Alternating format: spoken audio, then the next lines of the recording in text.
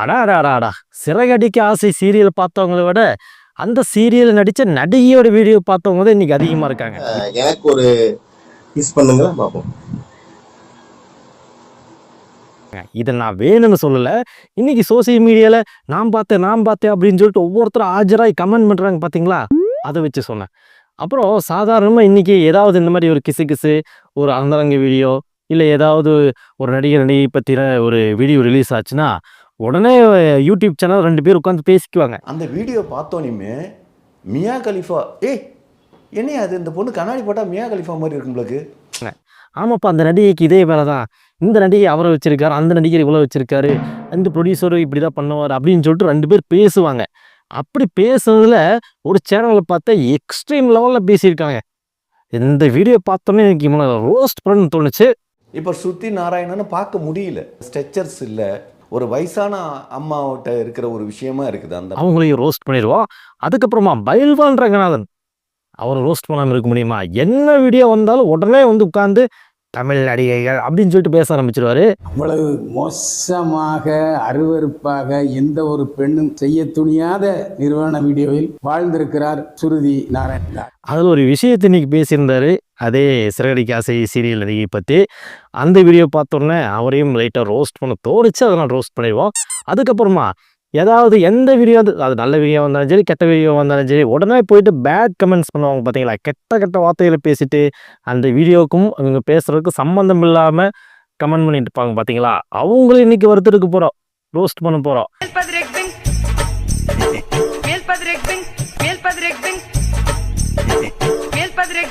அப்படி bad comments பண்ணுற ஆளில் நீங்கள் ஒருத்தராக இருந்தால் உடனே ஓடி போய் கண்ணாடி பார்த்து தூண் துப்பிடுங்க. பக்கத்தில் இருக்கிறவங்க என்னாச்சு அப்படின்னு கேட்டாங்கன்னா திருந்திட்டே அப்படின்னு சொல்லுங்க. வாங்க நேரம் வீடியோ போகலாம். சிறப்பான தரமான சம்பவங்களை இனிமேதான் பார்க்க போறேன். இந்த ஆபாச வீடியோ எப்படிப்பா லீக் ஆச்சு அப்படின்னு நீங்க தெரிஞ்சுக்கிறதுக்கு முன்னாடி இன்னொரு முக்கியமான விஷயத்த நீங்க வந்து தெரிஞ்சுக்கணும். அது என்னன்னு கேட்டீங்கன்னா, இந்த சினிமா துறையில கேஸ்டிங் கவுச் அப்படின்னு ஒரு விஷயம் இருக்கு. அதுலப்பா கேஸ்டிங் கவுச் அப்படின்னு கேட்டீங்கன்னா, ஒரு நடிகையை வர வச்சு அவங்களுக்கு ஆடிஷன் நடத்துவாங்க. அவங்களுக்கு நடிக்க தெரியுமா, ஆட தெரியுமா, பாட தெரியுமா, இந்த கதைக்கு அவங்க சூட் ஆவாங்களா அப்படின்னு சொல்லிட்டு ஒரு ஆடிஷன் நடக்கும்.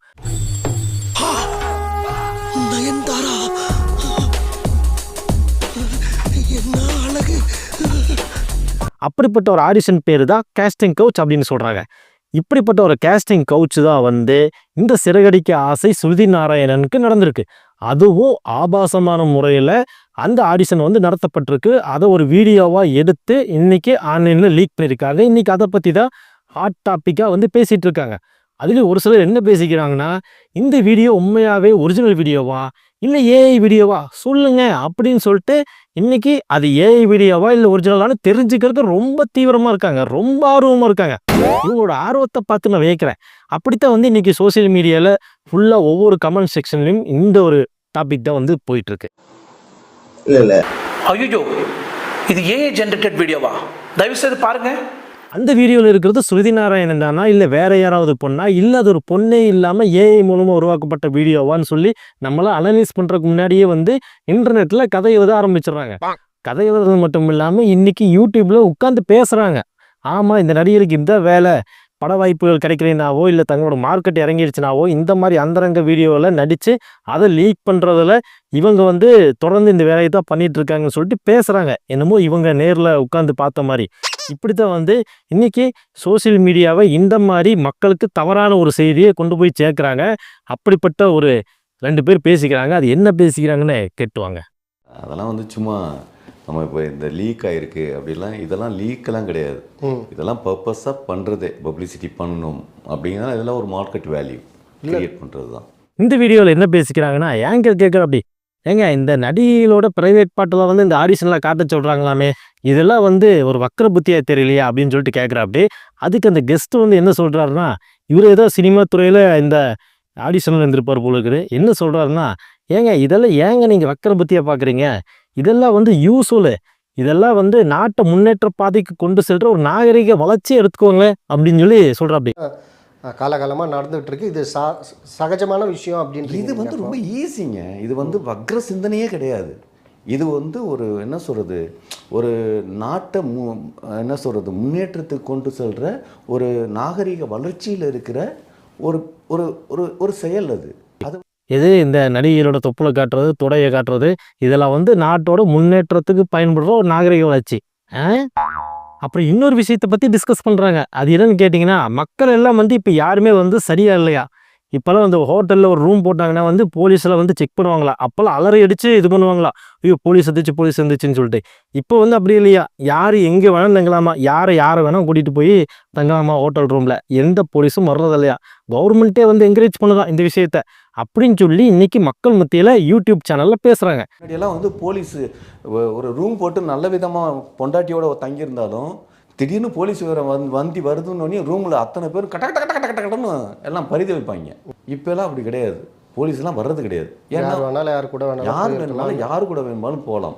இப்படி பேசும்போது என்ன ஆகும், இது மக்களுக்கு தவறான ஒரு கன்வேவை கொண்டு போய் சேர்க்கும் இந்த தகவலை.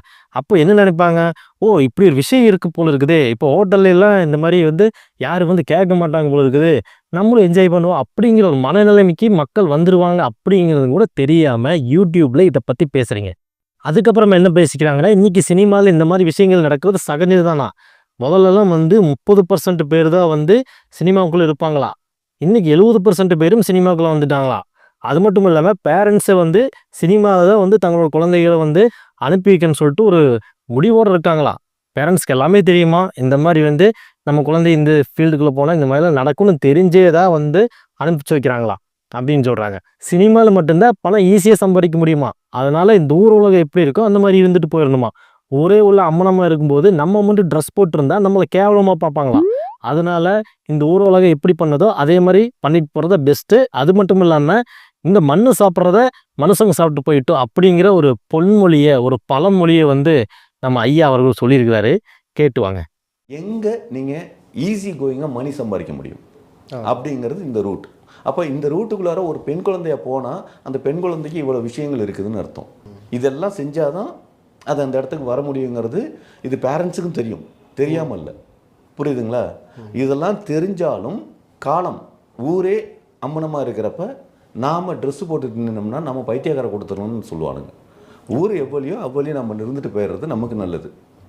இன்னொரு விஷயம் சொல்லியிருந்தாருங்க, இதை கேட்கும் போதே எனக்கு உச்சகட்ட கடுப்பாச்சு, உச்சகட்ட டென்ஷன் ஆச்சு. அது என்னன்னு கேட்டிங்கன்னா, இந்த ஸ்ருதி நாராயண் அவர்களோட இந்த ஆபாசி வீடியோ ரிலீஸ் ஆயிடுச்சுல, இனிமேல் பாருங்கள் இந்த 4 வருஷத்தில் இந்த பொண்ணோட ரேஞ்சே வேறையாயிரும், லைஃப் ஸ்டைலே மாறிடும், மிகப்பெரிய பணக்கார பெண்ணாக மாறிடும் அப்படிங்கிற மாதிரி நம்ம ஐயா அவர்கள் சொல்லியிருக்காரு. ஏன் அப்படி சொன்னாருன்னு தெரியல. இவ்வளோ பேர் வந்து அசிங்கமாக பேசுகிறாங்க, இதாக பேசுகிறாங்கன்னு. எனி 3 years to 4 yearsல அந்த பொண்ணு சீரியஸாக சொல்கிறேன் வேறு லெவலில் இருக்கும். அந்த இது ஸ்ருதி நாராயணனுங்கிற லைஃப் ஸ்டைலை பாருங்கள். 4 yearsக்குள்ளார ஒரு செல்வந்தராக மாறிடுவாங்க கண்டிப்பாக. 100%. அது எந்த ஒரு மாற்றமே கிடையாது. ஏன்னா அது வேற லெவலில் ஒரு பிஸ்னஸுங்க. இப்படி அவர் சொன்னால் இந்த விஷயம் வந்து எப்படி கன்வேவாகும். இந்த மாதிரி ஆபாசமாக தன்னை பற்றி ஒரு வீடியோ எடுத்து போட்டால் யாராக இருந்தாலும் டக்குன்னு ஃபேமஸ் ஆகிடலாம், டக்குன்னு பணம் கிடைச்சிரும், டக்குன்னு நம்ம மேலே போயிடலாம் அப்படிங்கிற ஒரு எண்ணம் வந்து இந்த வீடியோ பார்க்குற யாரோ ஒருத்தங்க, யாரோ இந்த சினிமாவுக்கு ட்ரை பண்ணுற பொண்ணுகளாகட்டும், ஆல்ரெடி சினிமாவில் இருக்கிறவங்களாகட்டும், இந்த பார்த்தாங்கன்னா அவங்களுக்கு இந்த மாதிரி ஒரு எண்ணம் தான் தோணும். ஆல்ரெடி வந்து இந்த ஸ்ரீரெட்டி வந்து இந்த மாதிரி தான் பண்ணி மிகப்பெரிய அளவில் காரு பங்களா சொகுசு காருன்னு வாழ்ந்துட்டுருக்குன்னு அதுக்கு ஒரு எக்ஸாம்பிள் வேறு சொல்கிறேன். அப்படி இப்படி எல்லாம் வந்து மக்களை தவறான முறையில் இன்ஃப்ளூயன்ஸ் பண்ணிட்டு இருக்காங்க இந்த யூடியூப் மூதேவிங்க. அந்த வீடியோ முடிகிற போது ஒரு பாயிண்ட்டை சொன்னாங்க, அண்டா இவ்வளோ நேரம் தப்பாக பேசிட்டு கடைசி நேரத்தில் இப்போ உண்மையை பேசி போட்டாங்களே, ஆனால் இவங்கள நம்ம ரோஸ்ட் பண்ண பார்த்தோம் அப்படின்னு நான் நினச்சிட்டு இருந்தேன். கடைசியில் முடிகிற போது ரோஸ்ட் பண்ணி ஆகண்டாங்கிற மாதிரி ப்ரூவ் பண்ணிட்டாங்க, நாங்கள் பூமரு அப்படின்ட்டு. என்னென்னா இந்த பெண்களுக்கெல்லாம் அச்சம் மடம் நாணம் இதெல்லாம் இல்லையா, அதாவது இந்த இன்ஸ்டாகிராமில் யூடியூப்பில் ரீல்ஸ் போடுற பொண்ணுகளுக்கு. அதனால் இதெல்லாம் வந்து சப்போர்ட் பண்ணுறது யாருன்னு கேட்டால் நம்மள மாதிரி ஆடியன்ஸ் தான், அதாவது இந்த வியூவர்ஸ் தான் வந்து தப்பு பண்ணுறாங்களாம். இந்த மாதிரி லைக்ஸு ஆபாசமாக டான்ஸ் ஆடுற பொண்ணுகளுக்குலாம் நிறைய லைக்ஸ் போட்டு என்கரேஜ் பண்ணுறோமா. அதனால் இந்த சொசைட்டி மேலே தான் தப்பு இருக்காங்க. அவங்க எல்லாருமே, அதாவது அவங்க அதை பண்ணுறாங்கன்னா ஏன் பண்ணுறாங்க, அத்தனை பேர் லைக் பண்ணுறான், ரசிக்கிறோம், அவங்க தப்பு அவங்க மேலே கிடையாது. இல்லை சொசைட்டி மேலே தான் அப்போ தப்புன்றீங்க, சமூகத்து மேலே. சமூகம் வந்து மாறி இருக்கு. அந்த மாற்றத்தை நாம ஏற்றுக்கணும். சொசைட்டி மேலேயும் தப்பு சொல்லி பிரயோஜனம் இல்லை, சொசைட்டி மாறிடுச்சு, அதனால் நம்மளும் மாறிடணும் அப்படின்னு சொல்லி ஒரு விஷயம் சொன்னார். வருங்க செம்ம பாயிண்ட்டுங்க. இந்த பாயிண்ட்டை கேட்டோன்னே நானே ஷாக் ஆயிட்டேன். என்னடா இப்படியெல்லாம் சொசைட்டியை மாத்துறதுக்கு ஏதோ ஒரு கருத்து சொல்லுவாருன்னு பார்த்தா சொசைட்டி மாறி போச்சு. அதனால் நீயும் பாரு, ஆபாசமாக பாரு, லைக் பண்ணு, கமெண்ட் பண்ணி, ஷேர் பண்ணி, என்ஜாய் பண்ணு அப்படிங்கிற மாதிரி சொல்லியிருக்காங்க. ஏயா நீங்களாம் பெரிய மனுஷங்களா ஐயா? ஓகே, இவங்களை கலாய்ச்சது போதும். நம்ம பயில்வான் ரங்கநாதன் யாரப்பா? ஏதாவது ஒரு நடிகை ஏதாவது ஒரு விஷயம் வந்துச்சுன்னா உடனே இந்த நடிகை இப்படி செய்தார், எனக்கு தெரியும், நான் சினிமா துறையில் இருக்கிறேன், நான் பார்த்திருக்கிறேன், இவர்கள் இந்த காரில் போனார்கள், அவர்கள் அந்த காரில் போனார்கள், இந்த நடிகை அந்த ப்ரொடியூசர் வீட்டுக்கு சென்றார்கள், நான் 2 கண்ணால் பார்த்து கொண்டிருந்தேன் அப்படின்னு சொல்லிட்டு எப்பவுமே வழக்கமாக அவரோட ஸ்டைலில் பேசிகிட்டே இருப்பா. அப்படி இன்றைக்கி இந்த விஷயத்தையும் பற்றி பேசியிருந்தார். அது ஒரு விஷயம் சொல்லியிருந்தாருங்க. ஸ்டார்டிங்கில் ஒரு 5 நிமிஷத்தை ஸ்கிப் பண்ணி பார்த்தேன். அப்போது ஒரு விஷயத்த சொன்னார். என்னென்னா, இப்போ இந்த மாதிரி நடிகைகள் பற்றின ஆபாசமான ஒரு கருத்துக்களை அவர் பேசுறது இல்லையா, அதில் விட்டாரா, திருந்திட்டேன் அப்படின்னு சொன்னார். அதுக்கு அவருக்கு ஒரு வாழ்த்துக்களை சொல்லலாம். அது மட்டும் இல்லாமல் அவர் சொன்ன விஷயம் என்னன்னு கேட்டிங்கன்னா, திருந்திட்டேன்னு சொன்னார். ஆனால் அதை ஸ்டார்டிங்கில் எடுத்தோன்னே விட்டாரு பாருங்க ஒரு ரீலு. எப்பா காதில் கேட்க முடியல. சுருதி நாராயணனும் உடம்பை அந்த அளவுக்கு மோசமாக காட்டியிருக்கிறார். வாந்தியே வந்துருச்சு, நான் சாப்பிடலை, அந்த அளவுக்கு இந்த அளவுக்கு துணிவாளா ஒரு பெண் என்று தான் கேட்க தோன்றுகிறது. ஏன்னா அந்த ஆபாச வீடியோவில், அந்த சுருதி நாராயணன் லீக்டு வீடியோவில் இருந்த அத்தனை விஷயங்களையும் அப்படியே பச்சை பேசுகிறாரு. ஏப்பா திருந்திட்டுன்னு சொன்னீங்க, அப்புறம் எப்படிங்க இப்படி எல்லாம் பேசுனீங்கன்னு கேட்டால் அவர் ஏதோ பழக்க தோஸ்தை சொல்லிட்டார் போல இருக்குது. சொன்னாலும் பரவாயில்ல, ஏதோ அவர்னால முடிஞ்ச ஒரு விஷயத்தை எக்ஸ்பிளைன் பண்ணிட்டார். அந்த வீடியோவில் டிரான்ஸ்பரண்டாக இருக்கணும் இல்லையா, அதனால் அந்த வீடியோ அத்தனை மேட்டரையும் பச்சை பச்சையாக சொல்லிவிட்டா. அப்படி அந்த வீடியோ பார்க்க வேண்டியதில்லை, இவர் வீடியோ பார்த்தா போதும், அந்த வீடியோவில் என்ன நடந்துச்சுங்கிறத நம்ம தெரிஞ்சுக்கலாம். அப்படி அவர் சொல்லிட்டு, ஆனால் ஒரு சில விஷயத்த கரெக்டாக சொல்லியிருந்தார். என்ன சொல்லியிருந்தாருன்னா, இந்த மாதிரி யாரும் உங்களை ஏமாத்த அளவுக்கு நடந்துக்காதீங்க.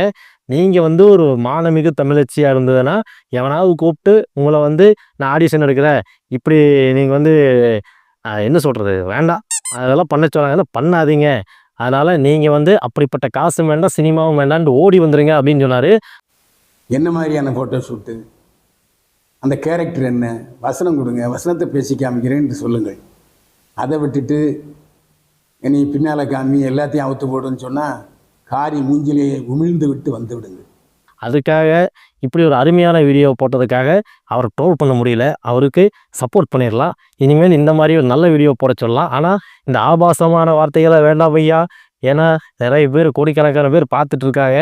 ஏன்னா நீங்கள் ஒரு பெரிய ஆள், பெரிய மனுஷன் மாதிரி நடந்துக்குங்க. சரி, அடுத்ததா அதுக்கப்புறமா வலைப்பேச்சு அந்தரன் இந்த விஷயத்த பேசியிருந்தாரு. என்ன சொன்னார்னா, அவரோட ஃப்ரெண்டு இந்த வீடியோவோட ஒரு ஸ்க்ரீன்ஷாட் அனுப்பிச்சு பாருங்க, இப்படியெல்லாம் நடந்துட்டு இருக்கு, இது உண்மையா பொய்யான்னு கூட தெரியல, ஆனால் ஸ்க்ரீன்ஷாட் பார்க்கும்போது அவங்க மாதிரி இருக்கு அப்படின்னு சொன்னாங்க. அதை பார்த்து தான் நானே தெரிஞ்சுக்கிட்டேன், நான் அந்த வீடியோ ஃபுல்லாக பார்க்கல அப்படிங்கிற மாதிரி சொல்லியிருந்தாரு. உடனே நம்ம இந்த தப்பாக கமெண்ட் அடிப்பாங்க பார்த்தீங்களா, அந்த மாதிரிலாம் இறங்கிட்டாங்க. இறங்கி உள்ளே பூந்து அடிக்கிறானுங்க. என்ன சொல்கிறானுங்க, யோ வெடி அந்த வீடியோ பார்த்துட்டு இப்போ வீடியோ பார்க்கணுன்னு சொல்கிறியா அப்படின்னு சொல்லி ஒருத்தர். இன்னொருத்தர் உன் ஃப்ரெண்டு சொல்லி தான் உனக்கு தெரியுமா, அந்த வீடியோ ஃபுல்லாக பார்த்துட்டு இப்போ இல்லை கம்பு சுத்தாத அப்படின்னு சொல்லிட்டு ஒருத்தர். இன்னொருத்தர் என்ன சொல்கிறாருன்னா, யோ அது அந்த பொண்ணு தான், நீ ஏன்னா அந்த பொண்ணுக்கு சப்போர்ட் பண்ணுற மாதிரி பேசுகிற, அந்த ஒரிஜினல் வீடியோ கொண்டு பார்த்தா நீ என்ன நம்பிடுவேன், ஏன்னா அது அந்த பொண்ணு தான் அப்படின்னு சொல்லிட்டு ஒருத்தர். அதுக்கப்புறமா யோ அந்த வீடியோவில் ஒரு வாய்ஸ் கேட்டுச்சு பார்த்தியா, பக்கத்தில் ஒருத்தர் கமெண்ட் பண்ணிட்டே இருந்தானுல்ல அந்த பொண்ணுக்கிட்ட, அந்த வாய்ஸ் கேட்கும்போது நீ தான் பேசியிருப்ப போல இருக்குதே அப்படின்னு சொல்லிட்டு ஒருத்தர். இந்த மாதிரி மாறி மாறி கேவலமாக, ரொம்ப கீழ்த்தரமாக என்னென்ன பேசக்கூடாதோ அத்தனையும் பேசுகிறானுங்க. அது மட்டும் இல்லாமல் அந்த ஒரிஜினல் வீடியோவில் இருந்த அந்த கூட இருந்த ஒரு ஆள் அந்த பொண்ணுக்கிட்ட இதை பண்ண அதை பண்ணுன்னு சொல்லி ஏதோ ஒரு விஷயங்கள் சொல்லுவாங்க போல இருக்குது. அதையே இந்த வீடியோ கமெண்ட்டு கீழே அடிச்சிட்டு இருக்கானுங்க, இப்படி பண்ணு அப்படி பண்ணுங்கிறத இவங்க இந்த கமெண்ட்ஸ் பண்ணிட்டு இருக்காங்க அந்த அந்தரன் வீடியோ கீழே. இதெல்லாம் என்ன சொல்கிறதுன்னு தெரியல. அவர் சீரியஸாக இந்த விஷயத்த டிஸ்கஸ் பண்ணிட்டுருக்கு. அப்படி இந்த பொண்ணோட லைஃப் என்ன ஆகும், அந்த வீடியோவை யார் லீக் பண்ணியிருப்பா, காவல்துறை இந்த விஷயத்தில் என்ன பண்ண போகுது, விஜய் டிவி அந்த பொண்ணை நீ அந்த சீரியலில் வச்சுக்குவாங்களா வச்சுக்க மாட்டாங்களா, இப்படிங்கிற மாதிரி விஷயம் பேசுகிறாரு. வேலையாக அது அவங்களான்னு நமக்கு தெரியல, பல பேர் அவங்க இல்லை அப்படின்னு சொல்லிகிட்டு இருக்காங்க. இந்த நேரத்தில் நான் சொல்ல வர்றது என்ன அப்படின்னா, ஒருவேளை அதிக மன உளைச்சலுக்கு ஆளாகி அவங்க ஏதாவது ஒரு முடிவெடுப்பதற்கு முன் இந்த விஷயத்துக்கு ஒரு முற்றுப்புள்ளியை காவல்துறை வைக்கணும். காவல்துறையே தானாக முன் இதை கையில் எடுக்கணும்.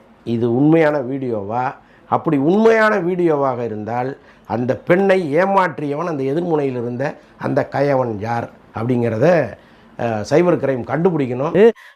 இந்த சொசைட்டிக்கு நல்ல விஷயத்த வந்து சொல்லிட்டு இருக்காரு. ஆனால் நம்ம மக்கள் என்ன பண்ணுறாங்க, நாங்கள் இப்படி தாண்ட கெட்டு சீரழிஞ்சு போவோம், இப்படி தாண்ட நாங்கள் இருப்போம், இப்படி தாண்ட இங்கே புத்தி எப்படித்தான் காலங்காலமாக இங்கே புத்தி வந்து இப்படித்தான் இருக்குது, எந்த ஒரு நல்ல விஷயத்தையும் நல்ல விஷயமா அணுக மாட்டோம், அதில் என்ன ஒரு சாக்கடை இருக்கோ அந்த சாக்கடையில் தான் நாங்கள் குதிப்போம் அப்படின்னு சொல்லி ப்ரூவ் பண்ணிருக்காங்க. அதுக்கப்புறமா இன்னொரு முக்கியமான விஷயத்தை அட்ரஸ் பண்ண நினச்சேன். அது என்னென்னு கேட்டிங்கன்னா, இந்த பெரிய பெரிய நியூஸ் சேனல் தான் வந்து இந்த டிஆர்பிக்காக இந்த மாதிரி கேவலமான நியூஸ் எல்லாம் போடுறானுங்க அப்படின்னு பார்த்தா, இந்த நம்மள மாதிரியான யூடியூபர்ஸ் இருப்பாங்க பார்த்தீங்களா, சின்ன சின்ன சேனல் வச்சுருக்கிறவங்க, நியூஸ் சேனல், அவங்களும் வந்து ஒரு விஷயத்த வந்து ஃபுல்லாக சொல்ல மாட்டேன்றானுங்க. எப்படி தெரியுமா வீடியோ பண்ணுறானுங்க, இந்த மாதிரி இதே கண்டென்ட் எடுத்துக்கோங்களேன். விஜய் டிவியின் சிறையடிக்க ஆசை சீரியல் நடிகையின் ஆபாச வீடியோ வந்து இணையத்தில் வைரலாகி கொண்டிருக்கிறது, இதை பல்லாயிரக்கணக்கான மக்கள் பார்த்து ரசித்து வருகின்றனர் அப்படின்னு சொல்லிட்டு முடிச்சிருவான். இந்த நேரத்துல அந்த நாடகத்துல ரோகிணி கேரக்டரோட ஃப்ரெண்டா நடிச்ச ஸ்ருதி நாராயணன் அவர்கள் ஒரு வீடியோ லீக் ரிலீஸ் ஆகிடுச்சு. பெரிய திரையில சினிமா வாய்ப்பு தரேன் அப்படின்னு சொல்லி ஒரு நபர் அவருக்கு வீடியோ கால் பண்ணி அவரை தப்பா யூஸ் பண்ணிட்டாங்க. அண்ட் அந்த வீடியோவை சோசியல் மீடியால ரிலீஸ் பண்ணிட்டாங்க. இது எல்லாருக்குமே ஒரு ஷாக்கிங்கான நியூஸா இருந்தது. 2 நிமிஷம் கூட இருக்காது, அவளே அரையும் குறையுமா முடிச்சிருவா. அது உண்மையாகவே அந்த நடிகை தானா, இல்லை வேற யாராவதா, இல்லை அந்த ஏஐ வச்சு ஏதாவது பண்ணி தொலைஞ்சானுங்களா அப்படிங்கிற ஒரு விவரம் அதில் இருக்காது, ஒரு டீட்டெயில்டும் இருக்காது. 2 நிமிஷத்தில் வீடியோ போட்டு முடிச்சிருவான். அந்த வீடியோ ஷார்ட் வீடியோங்கிறனால நிறைய மக்களுக்கு ரீச் ஆயிடும், நிறைய பேருக்கு அந்த வீடியோ போய் சேரும். நிறைய பேர் பார்க்குறவங்களாம், ஓ இந்த மாதிரி இந்த புள்ள பண்ணிடுச்சு போல இருக்குது, இந்த மாதிரி இந்த நடிகை பண்ணிட்டாங்க போல இருக்குது அப்படின்னு நியூஸ் வந்து ஸ்ப்ரெட் ஆயிடும். அதை தான் உண்மை நம்புவாங்க. ஆனால் இதுக்கு பின்னாடி இருக்கிற விஷயங்கள் ஒன்றுமே இருக்காது. அதனால் இப்படி அரையும் குறையுமா நியூஸ் போடுறத முதல்ல நிறுத்துங்க அப்படிங்கிறது என்னோட தனிப்பட்ட கருத்து. ஓகே, இந்த வீடியோ பற்றின நம்மளோட கருத்து என்னவா இருக்குன்னா, அந்த வீடியோவில் இருந்தது ஸ்ருதி நாராயணோ இல்லை வேற யாராவோ இருந்துட்டு போகட்டும், இல்லை ஏஐ மூலமாக உருவாக்கப்பட்ட ஒரு வீடியோவோ இருந்துட்டு போகட்டும், அது வந்து நம்மளுக்கு முக்கியம் இல்லை. அந்த வீடியோ ஒரு அக்செப்டன்ஸ் மூலமாக, அதாவது அவங்களே ஒத்துக்கிட்டு அந்த வீடியோவில் பர்ஃபார்ம் பண்ண மாதிரி தான் இருந்துச்சு. அப்படி இருக்கிறதுனால இது வந்து ப்ரைவேசியாக இருக்கிற வரைக்கும் பிரச்சனை இல்லை. இதை வந்து பப்ளிக்காக ரிலீஸ் பண்ணது இன்றைக்கி மிகப்பெரிய பிரச்சனை. அதில் அந்த ஆடிஷனில் இருந்தவங்க அவங்க பேசின விஷயங்கள், அவங்க ரியாக்ட் பண்ண விஷயங்கள் எல்லாமே தவறு தான். அப்படி இருந்த சூழ்நிலையில் இன்றைக்கி அது பப்ளிக்காக வந்து வெளியே வந்திருக்கிறது மிகப்பெரிய சர்ச்சைக்குரிய கண்டனத்துக்குரிய ஒரு விஷயம். அதனால் இந்த வீடியோவை யார் லீக் பண்ணாங்களோ அவங்கள போலீஸார் வந்து கண்டுபிடிச்சு அவங்களுக்கு கடுமையான தண்டனை வந்து கொடுக்கணும். அப்படி கொடுத்தா மட்டும்தான் நாளைக்கு இந்த மாதிரி ஒரு ப்ரொடியூசரோ இந்த மாதிரி ஒரு டைரக்டரோ வந்து இன்னொரு பொண்ணை அணுகி இந்த மாதிரி ஒரு வீடியோ எடுத்து ரிலீஸ் பண்ணுறக்கு அவன் மனசுல ஒரு பயம் இருக்கும். அந்த ஒரு பயத்தை வந்து காவல்துறை கண்டிப்பாக கொடுப்பாங்க அப்படிங்கிறத நம்ம நம்புவோம். இதை தவிர நம்மளால் வேறு எதுவும் பண்ண முடியாது. முடிஞ்ச வரைக்கும் இந்த மாதிரி வீடியோக்களுக்கு சப்போர்ட் பண்ணாமல் இருந்தாவே வந்து இந்த மாதிரியான விஷயங்கள் வந்து பொதுவெளியில் இணையத்தில் பரவுறது தடுக்கப்படும். அப்படியே வந்து ஒருத்தன் வந்து லீக் பண்ணுறான்னா அதை வந்து ஸ்ப்ரெட் பண்ணுறது நம்மள மாதிரியான காமன் பீப்புள் தான். அந்த மாதிரி வேலைகளையும் நம்ம வந்து தடுக்கிறது மிகப்பெரிய ஒரு ஒரு என்ன சொல்கிறது, ஒரு பொண்ணுக்கு நம்ம செய்ய வேண்டிய ஒரு கடமையாக வந்து இருக்கும். ஓகே, இந்த வீடியோ பற்றின உங்களோட கருத்துக்களை கமெண்ட் பாக்ஸில் பதிவு பண்ணுங்கள். இந்த வீடியோவை உங்கள் ஃப்ரெண்ட்ஸ் அண்ட் ஃபேமிலி சர்க்கிளில் ஸ்ப்ரெட் பண்ணுங்கள். மக்களுக்கு ஒரு அவேர்னஸ் இருக்கட்டும். இந்த வீடியோ உங்களுக்கு பிடிச்சிருந்தா மறக்காமல் லைக் பண்ணுங்கள், ஷேர் பண்ணுங்கள், சப்ஸ்கிரைப் பண்ணுங்கள், பெல் பட்டன் கிளிக் பண்ணி வச்சுக்கோங்க. மீண்டும் அடுத்த ஒரு இன்ட்ரெஸ்டிங்கான வீடியோவில் சந்திக்கிறேன். நன்றி, வணக்கம்.